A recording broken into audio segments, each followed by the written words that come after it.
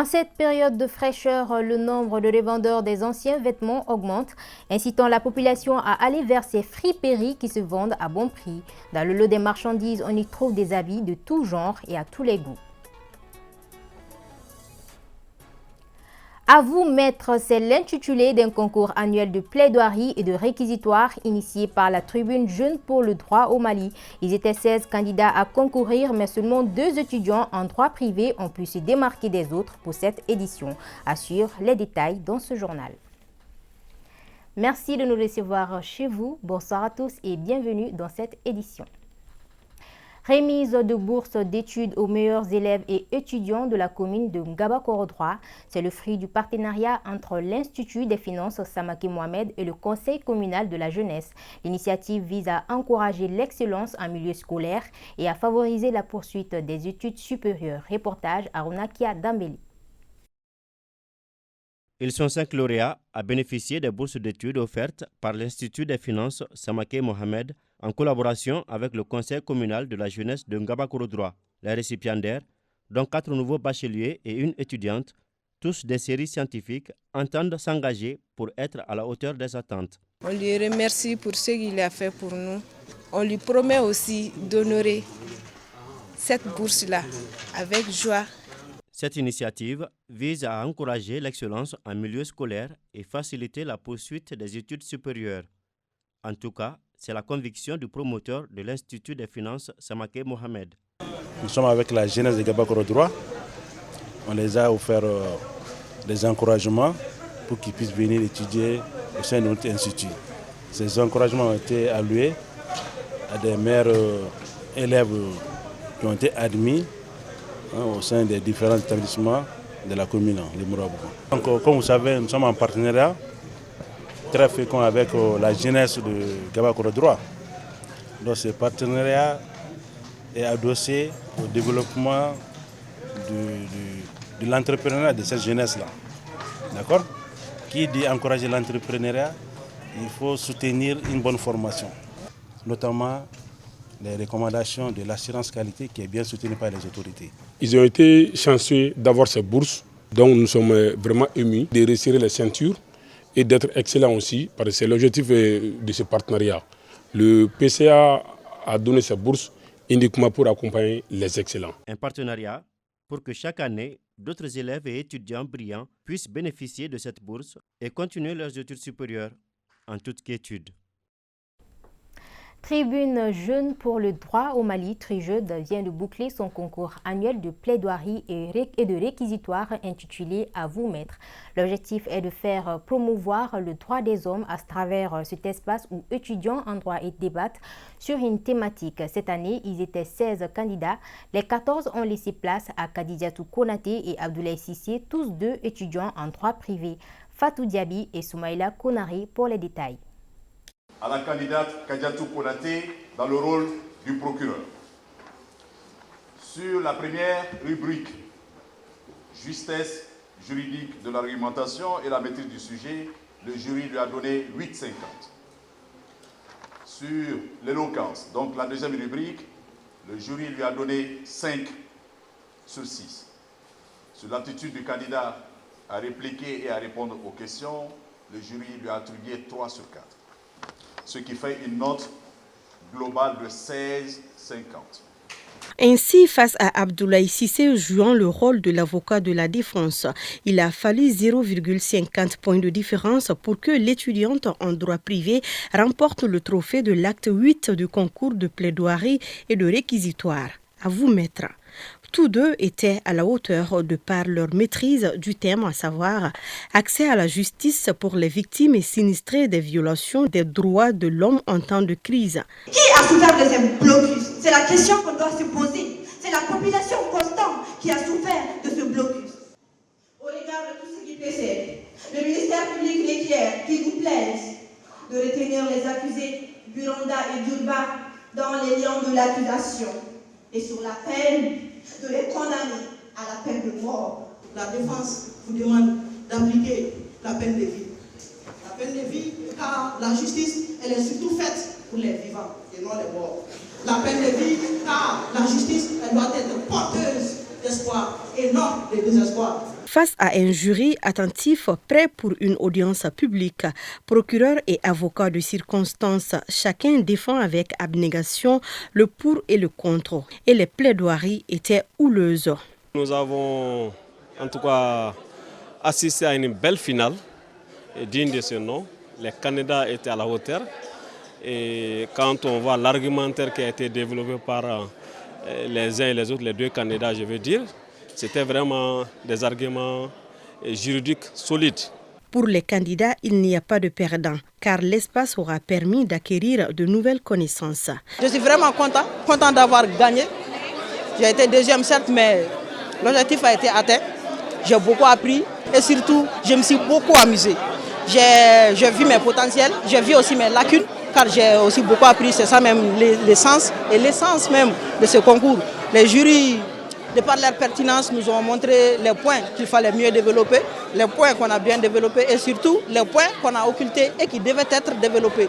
Donc, je ne peux que remercier la Trigé et tous ses partenaires. Je me rends compte qu'aujourd'hui, les efforts que j'ai fournis pendant ces dernières semaines ont porté leurs fruits. Je suis vraiment contente. Nous avons eu, je pense, 3 semaines de préparation. Mais c'était intense. C'était vraiment intense.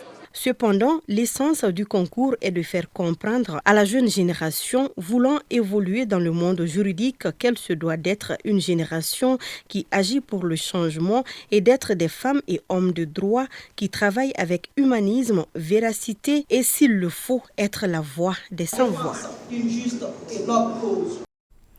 Dans la capitale, les citoyens préparent tant soit peu la saison froide en se dirigeant de plus en plus vers les friperies. Simple choix ou contraintes financières, plusieurs facteurs entrent dans le cadre de l'affluence vers ce secteur pendant cette période. Notre reporter Ibrahima Souri Traoré est allé voir l'état des lieux suivant son reportage. En cette période qui marque la fin de la pluie et le début de la période froide, les uns et les autres se préparent. Parmi cette préparation, les friperies ont une bonne place et ce sont les pullovers qui ont la cote. À ce sujet, les grossistes, les détaillants et clients se bousculent pour les bons choix. Le marché des friperies à cette période-là, actuellement ça fait un peu froid, même s'il n'y a pas beaucoup de froid. Donc en ce moment, il y a des marchandises de froid qui marchent actuellement, comme des pullovers, des jackets, des habits enfants lourds. C'est ça qui marche actuellement.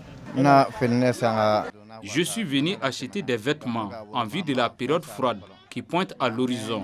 Je n'ai pas encore choisi, mais dès que j'en vois, je prendrai 2, même si ce n'est pas au même endroit. Les détaillants considérés comme clients et revendeurs à la fois partent dans le sens d'un choix porté vers plus de vêtements chauds en ce moment. La forte demande en ce moment concerne les pullovers pour enfants, surtout ceux avec des chapeaux. Aussi, des habits faits à 100% coton. Malgré leur cote à la hausse, les friperies peuvent être source de maladies. Les impacts de la friperie sur la peau, sur la santé cutanée sont nombreux, puisque les friperies, c'est des habits qui sont déjà utilisés, c'est des vêtements de seconde main. Il se peut que les premiers qui ont déjà porté, on ne connaît pas leur état de santé. Les conditionnements fait défaut. L'utilisation de ces friperies n'est pas sans conséquence. Avec cette période, ce n'est pas seulement les pullovers qui dominent ce secteur. Les chaussettes aussi sont prisées. Le marché des chaussettes se porte bien en ce moment. Je vends les miens entre 250 et 300 francs, même à 200 francs aussi.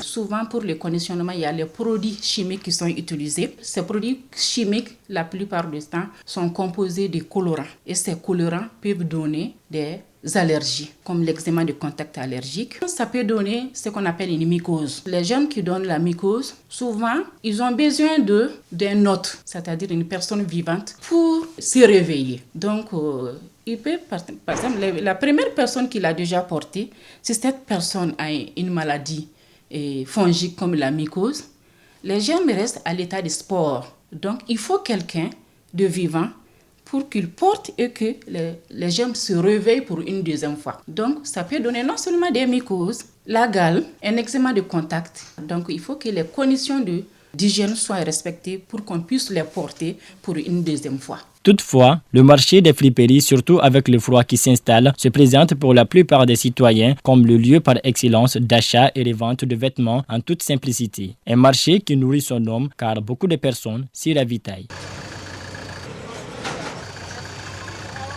À présent, et c'est le terrain de 759 logements qui a vibré au rythme de la finale de la première édition de la Coupe AJD. Dans une ambiance électrique, les équipes AS Sema et FC 501 logements se sont affrontées devant un public de grand jour. Reportage Mohamed Bari.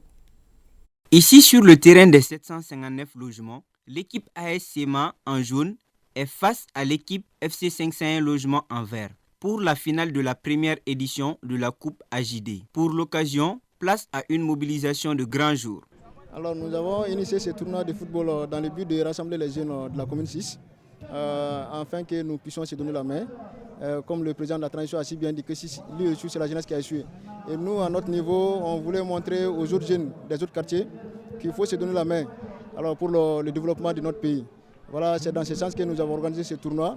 Et au départ, il y avait 16 équipes qui ont commencé la compétition. C'est avec plaisir que nous assistons à ce match de fraternité entre nos enfants et nos frères. Toute cette cohésion qui existe entre les équipes des 700 et celles du 500 logements.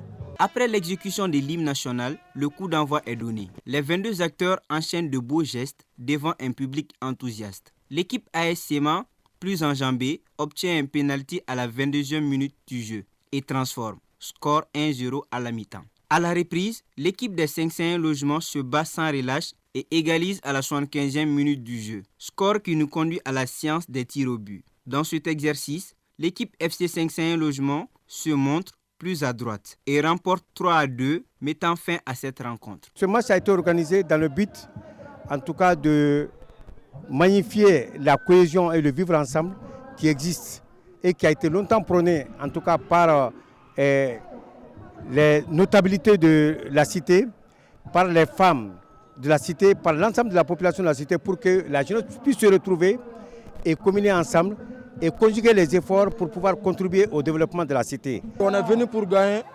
donc on ne pouvait pas perdre, on doit honorer notre quartier. Comme ici c'est à Tétébougou, donc on ne devait pas les laisser partir avec ça. Donc ils habitent à Mirimadjo, Ouaraga, Sirafara, donc on ne peut pas les laisser partir avec notre coupe. AS Sema, finaliste vaincu, a eu droit à une enveloppe symbolique. FC 501 vainqueur reçoit également une enveloppe plus le trophée de cette première édition de la Coupe AJD. Voilà, c'est là-dessus que s'achève donc cette édition. Merci de votre aimable attention. Excellent moment de télévision à tous.